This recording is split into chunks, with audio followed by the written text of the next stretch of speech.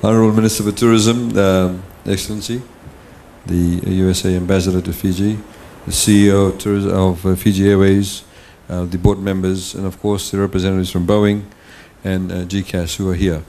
It gives me much pleasure, of course, to say a few words. You've heard from the previous three speakers, first of all from Andre about the selection process, the very rigorous selection process, and indeed the very rigorous and transparent selection process they went through, the engagement of external parties to give third-party validation and verification of what is the best bid.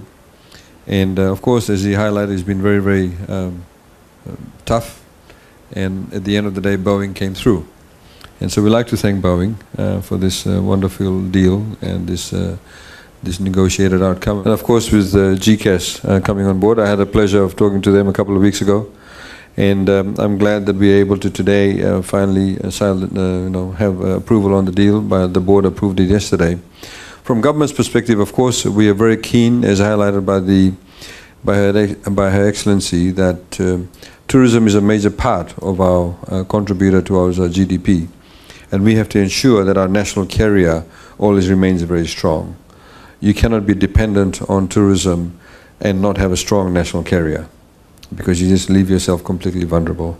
So this is why government has, over the past number of years, tried to ensure that we provide the right environment, the right legal framework, that Fiji Airways can do the best it can and also grow stronger. Similarly, we are also very proud of the fact that with the 737 MAX 8, the carbon footprint of Fiji Airways will diminish by 15%. You're going to use less fuel by 15%. It means the carbon footprint will reduce by 15%. It also means with greater efficiency, we'll be able to meet those goals that the Honourable Prime Minister said, and which is that we want to reduce our carbon emissions by 30% by 2030. And this is a major part of the role that Fiji Airways can play. It fits in very well also, as you would have seen, the growing infrastructure around Nadi Airport, the renovation of the airport, the roading infrastructure. So the whole modernization process is taking place, it's kicking in, and Fiji Airways, of course, has been at the forefront of this.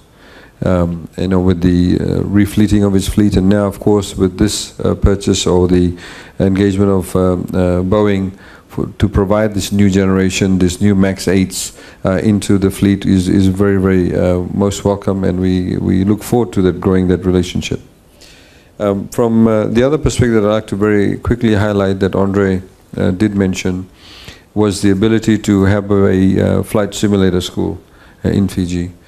Fiji, being the hub of the Pacific, has the opportunity to provide an added be the added destination in respect of providing training for pilots. As you know, pilots don't only get trained when they start to learn to fly, but also as an ongoing training. They need to continuously upgrade their skill sets, and we need to be able to, of course, provide those facilities, not just to our own pilots, but also to be able to offer those opportunities to other pilots within the region. And we think Fiji is very well placed to do that. And as Her Excellency also highlighted, it grows to contributes, sorry, I should say, towards our vision of broadening our economic base. So we need more contributors to the economy by having a flight simulator school and the added ancillary training that would be attached to it through the Fiji National University. This site is going to be opposite the airport. We'll be able to then create further opportunities, not just for ordinary Fijians, our young people, but also to be able to attract pilots for training into Fiji, and even from countries like Australia and New Zealand and the rest of the other Pacific Island countries. So it's a wonderful journey, and we'd like to thank everybody who's participated in that. But I'd also like to particularly single out Andre. Andre has brought a level and wealth of experience to Fiji Airways that we have not seen before. He also brings a particular level of integrity to the airline, to the company, that is very, very critical. For you may not know this, Boeing and GCAS, but Fiji Airways is the only company that also has profit sharing. That is, a partially state-owned entity with its staff.